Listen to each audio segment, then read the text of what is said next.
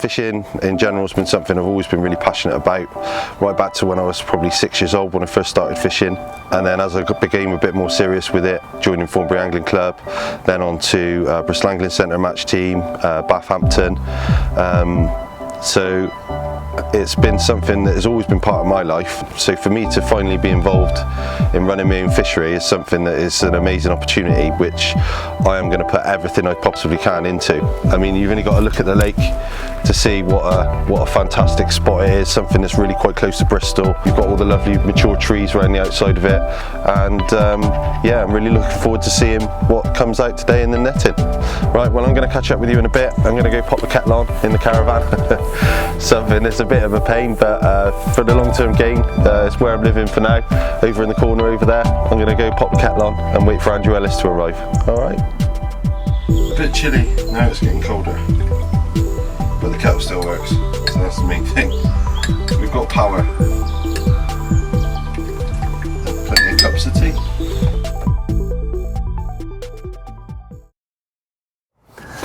So it's, what day is it, Monday, Tuesday, something like that. We're here in Bristol, Bitterwell Lake. The guys took over, Paul. He's very keen for us to come and do a survey, and we're going to use 300 metres of fine mesh seine net to survey the water. It's a nice bit of water, he's kept it tidy, he's done a lot of work since he took over. It's actually a lot nicer than I thought it was going to be down here. Clearly a lot of fish, tons of little silvers topping, bits and pieces like that. The main issue we have with lakes like this is there's too many fish.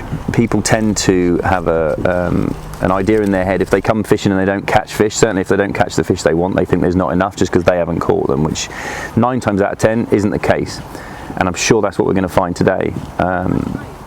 We do this every day, and what we tend to find is with relatively small bits of water, less than say 7 or 8 acres, that are fairly shallow and especially coloured like this, you find there is too many fish for the fishing to be consistent. You'll always have peaks and troughs of time when the oxygen's high enough and the temperature's sort of medium range where the fishing's brilliant and everyone can catch fish. And I'm sure that happens here. But you get these peaks and troughs where if the oxygen takes a dip, the fish don't feed. Anglers only catch fish when the fish are feeding, and that's how people judge their day's fishing. They'll go, right, well, it's rubbish because I haven't caught anything. They don't take into consideration any of the other factors, which are huge, and you'll see that today. We're going to pull the nets in. I'm sure there'll be a stack of fish in here.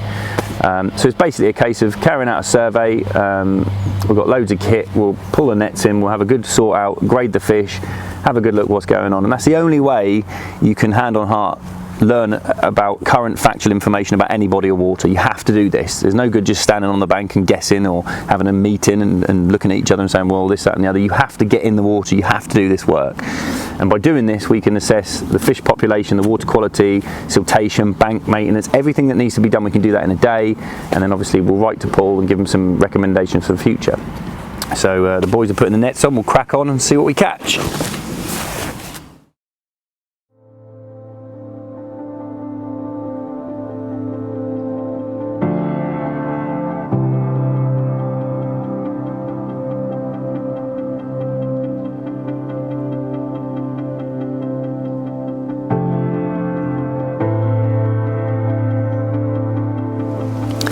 So we put 300 metres of net around the margins. We left about a 15-foot gap, which we always do because otherwise you pick up a load of debris. Then we did a lap of electrofishing, caught some nice carp doing that. Pulling the net in, we had to put it over the sunken over the island there, but you have to do that. So we would have lost fish there. We've caught, I reckon, we might have caught half the fish in the lake. It's fairly easy to net.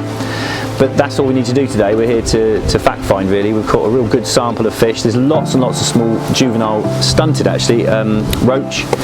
But on top of that, there's an awful lot of quality fish as well. As you'll see from the clips, there's loads of decent roach, bream, some nice perch, tons of carp obviously, and yes, there are a few with old bad mouth damages, but you're going to get that in a lake like this. But now Paul's in charge, he's got the right idea, he's down there in the water playing around now. There's lots and lots of fish, and just a few minor changes to how the fishery's managed and run, which Paul's going to adapt in the next year. And you'll see massive differences down here at Bitterwell Lake. It's a nice lake. It's got loads of potential. It's already good now, but you know, there's a bit of a stigma when people think the mouths are really bad. But realistically, when you catch this volume, you learn that it's a very small percentage, to be fair, and things are only going to improve. So I'll go and help the boys pack up. We'll call it a day.